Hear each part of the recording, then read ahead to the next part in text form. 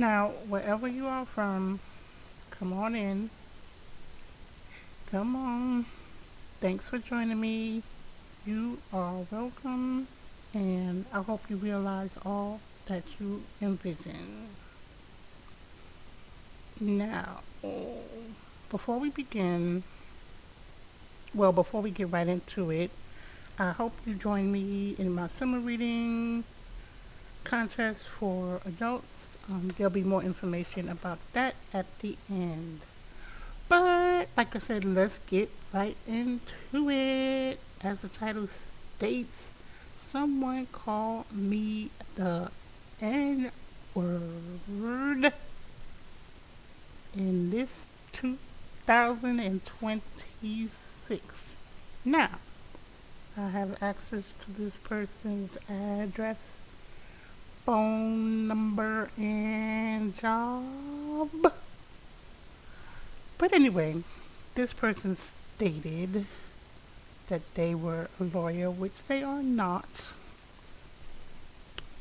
They may have been in the past, but I will do my research and get back to you with an update on that really fast. Now,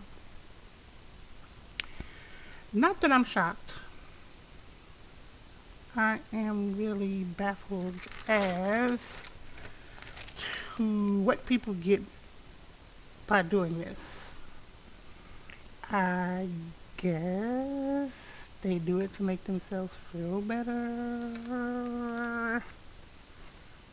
Anywho, this type of hatred seems to have ramped up off and on here lately. But what does it lead to? What does it solve? Let me know if you have encountered this on a more frequent basis or similar situations of racism on a more ramped up, steady flow or on a off and on basis. Let me know if you've noticed in the comments. Being on that same energy, earlier last year I did visit England, and this week they had their Unite the Kingdom march. To me, it has the same level of insanity. Practice hatred, the same as what I stated was going on here. But as I stated, I was in England, and they were very interested in falling over themselves about a certain someone over here who shall not be named, but who is in top position of this country. But they were very falling over themselves and jovial about this person. And I guess while I was there, they practiced somewhat, if you call, subtle racism towards me. I don't know. It's funny because, I don't know, I guess, like I said, they think that it makes them better. I don't know what they think, so I shouldn't assume. But I don't know. I guess it's some type of practice insanity because, like I said, what do you get out of it? What does it solve at the end of the day? We're still going to be here, not going anywhere. Anyway, like I said, I will do some more research on this person and get back to you on that. But yep, that was my experience this week on that. But before that occurred, it was my intention to talk about, believe it or not, Mr. Rogers' Neighborhood. Now, I just watched a movie with Tom Hanks that was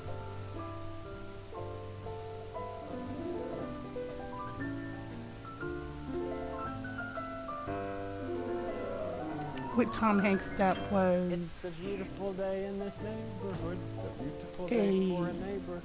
Would you be mine? Could you be mine? It's a neighborly day in this beauty wood, a that neighborly day basically for beauty. Would you be chronicled mine? Could you some be of the mine? life of Mr. I Rogers have and always wanted to have a how neighbor he just like you.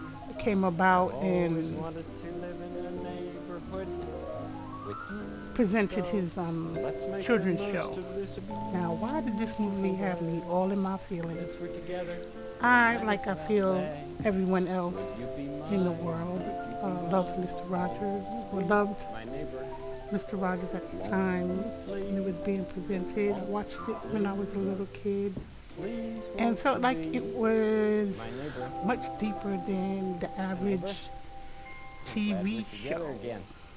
Average kid show that, basically just try to make you laugh and keep you preoccupied while, for the most part, your mom or your dad, but back then, mostly mom was cleaning up and taking care of daily chores so you could laugh or go to sleep or whatever. Or if coming from kindergarten, it was like that type of age um, that is presented for. But what struck me about him and then also the show that he created, it seemed like he created it to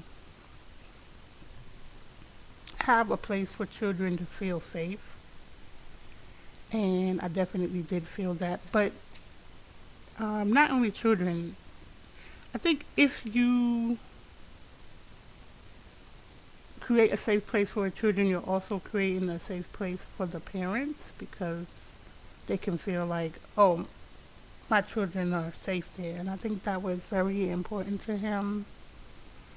And there was a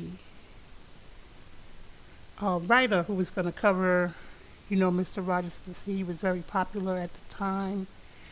And, at first he was like, really, Mr. Rogers, this is a popcorn story.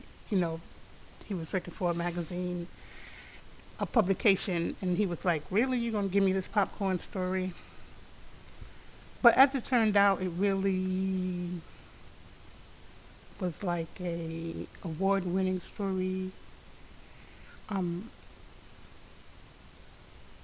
that everyone was very interested in. So, like I said, Mr. Rogers, who I think had originally wanted to be a Presbyterian pastor, and he studied that in college. And he was a teacher, and he was able to parlay that into his a TV show, and then he took that TV show to PBS, and of course, you know the rest about um, Mr. Rogers. But yeah, if you get a chance, there's a book that accompanies it, and then also the movie. It's a beautiful day in the neighborhood. Check it out. The next thing I wanted to talk about, and like I said, I've been away, but these were things that I wanted to talk about, is Brandy and her entanglement situation with the rap artist Shine, where she stated that she wasn't dating him and Mace at the same time, but she was. So, ladies, have you ever been in a entanglement type situation like that? And did not disclose it, or said that you were not when you were? I think the stigma has to be removed because now I'm not saying to have several sex intimate, I'll use the word intimate partners at the same time. I do not recommend that because it gets confusing and messy. And even though most people say they can handle it, I don't think that they can. But as far as dating pre-marriage and you are trying to find the right one, I think it's okay to date more than one person at a time. I think you need to be honest with everyone. Like I said, I when I was in the military and during that age, I did date my husband and another gentleman. Well, like three different guys, but not at the same time. But my husband and one other guy at the same time. But right before them, I was dating someone. Now, I was not intimate with any of them. I know you're not gonna believe this, but well, not fully intimate, but you know what I mean. So, but anyway, so when I was dating this one guy, and I was in the military. I was in the Marines. He was in the Air Force, and I think that both of us thought that we was too cool for school for each other, and we never really just we went on several dates, but we never really went to the next level as far as kissing or any other thing like that. So then he introduced me to his friend, which I guess is a nice way to put somebody in a friend zone without hurting their feelings. So he just introduced me to his friend and then never really showed up. And I guess I was dating his friend. And but me and his friend were okay. We were again not intimate, but we went on dates. Um, we went to eat. They had like museums and stuff out there and nice things to do. And he started to like me. Not that I didn't like him. He was nice. But then I met the one who was going to be my husband. So um, this other guy that I was talking to, he was in the Air Force. So my husband was in the Marines with me, and he went out his way to try to pursue me. But I let him know that I was dating the other guy, and he would go out of his way to antagonize this guy, and not outright try to pick a fight with him because he never had a fight with him, but do little petty things towards him, and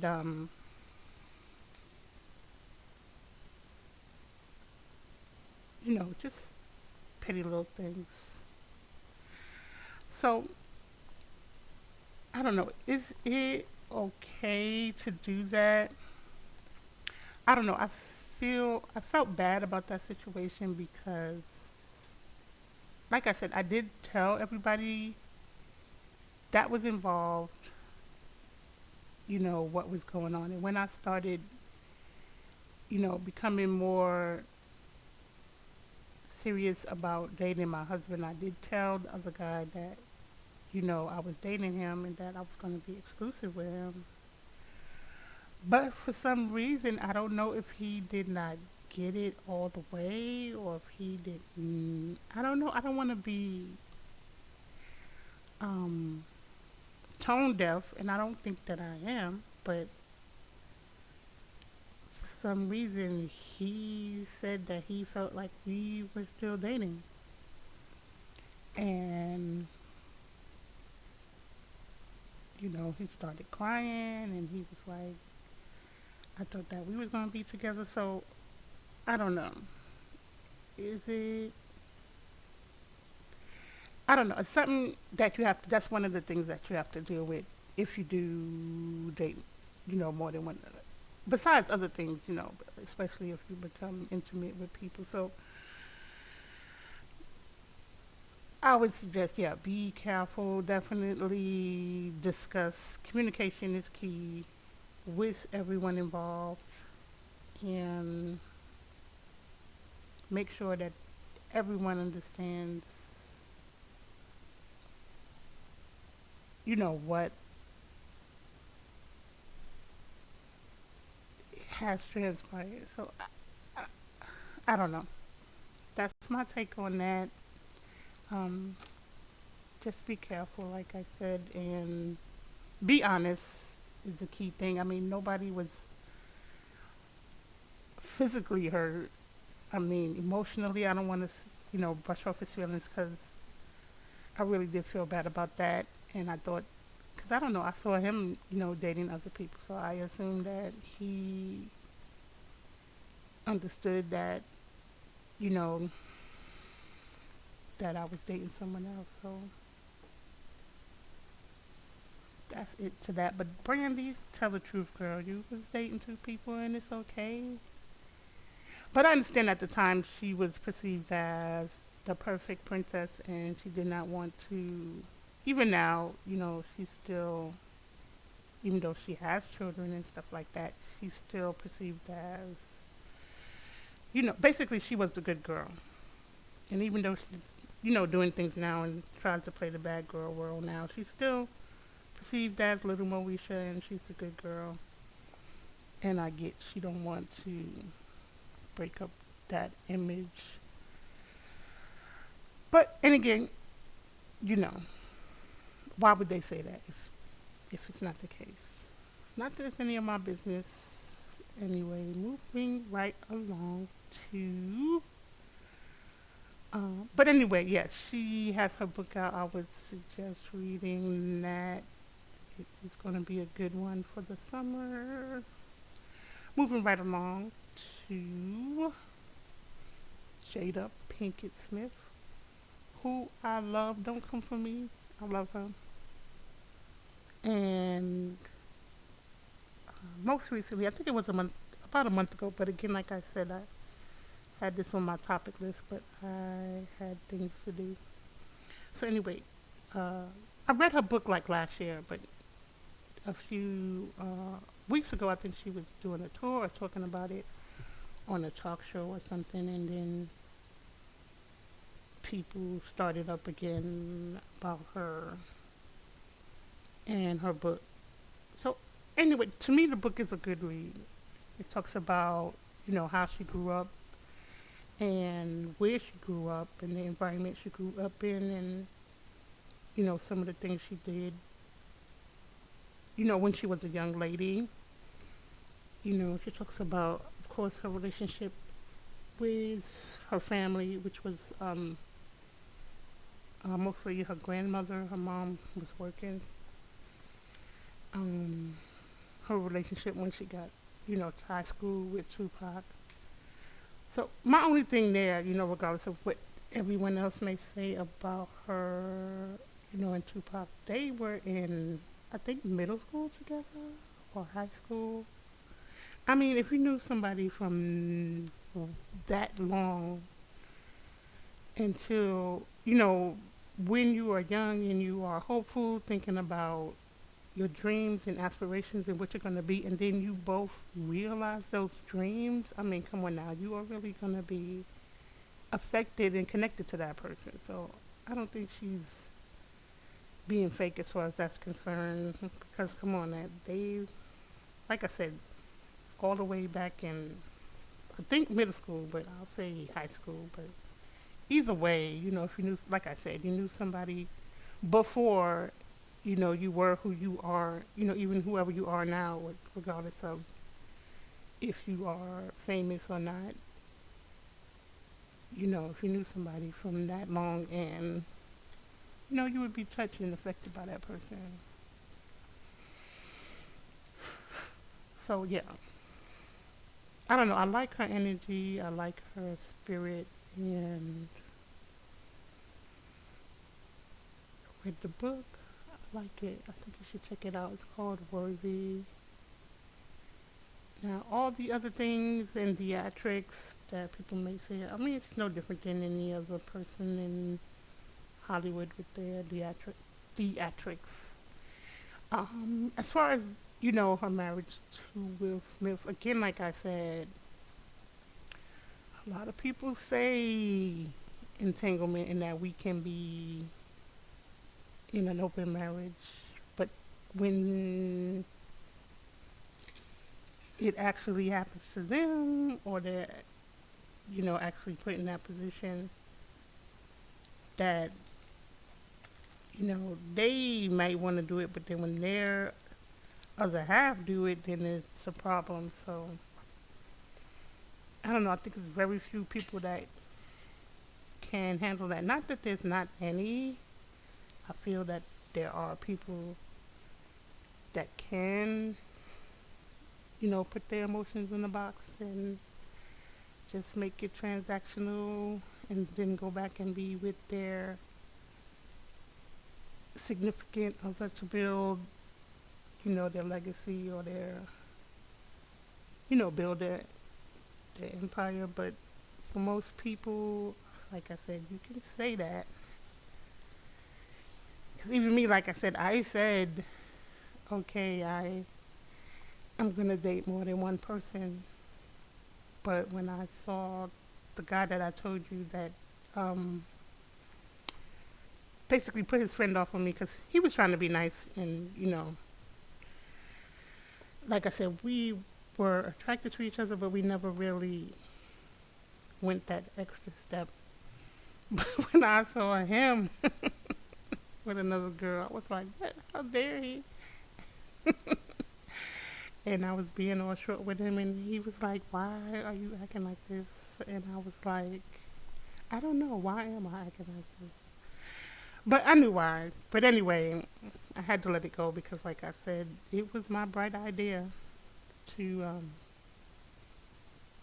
date more than one person at a time. So I cannot be offended if he did the same thing that I did. And, he didn't do anything to me.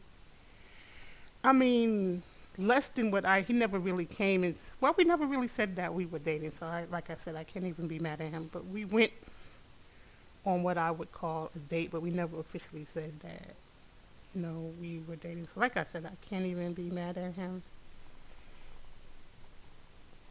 about that situation. So, yeah, those are my topics for today. As far as the summer reading contest, I do challenge you to read 5 books this summer. I would say pick a book about financial.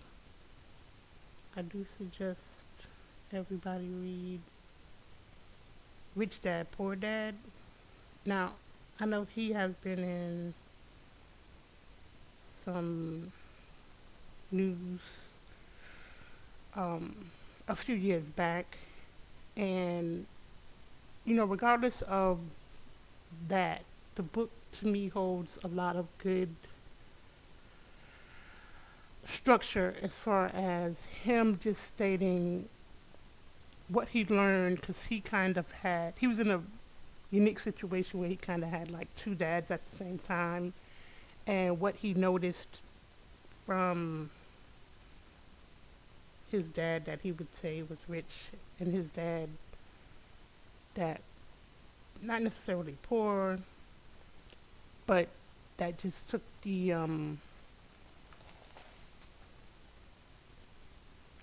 structured way of society that you gotta work hard for everything and that you'll realize something at the end by doing that. So he just did a contrast and compared to those two lessons that he learned from those two men and how it influenced him as far as his outlook towards um, what you do with finances and how to, because we're not taught, in school how to allocate finances and how to use our finances to help us. We just pay our bills, we buy stuff. We don't really learn, how to use credit or how to, things like that in school. So he was just stating how his rich dad was one way and his poor dad was another way, and those two, like I said, contrast really helped push him forward. Um, so I think that's a good read. So yeah, a book about improving your finances, a book about inspirational or religion. Like I said, the Jada Pinkett book to me was inspirational. Um,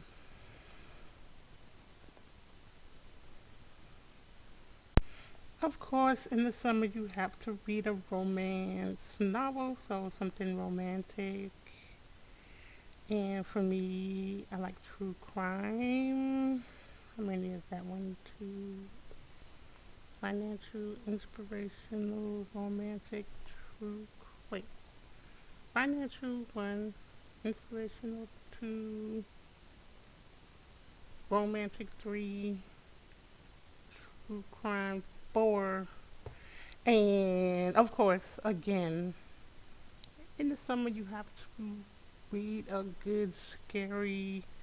Well, I say horror or sci-fi because sci-fi is not necessarily scary, but I like. I kind of like sci-fi better than horror because horror will have you messed up for days in the bed, like not going to sleep.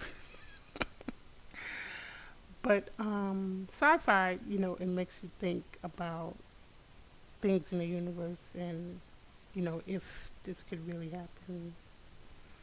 So yeah, those are the five books that five type of books that I suggest. And the first person who does that, um, read the five books. I'll leave the link.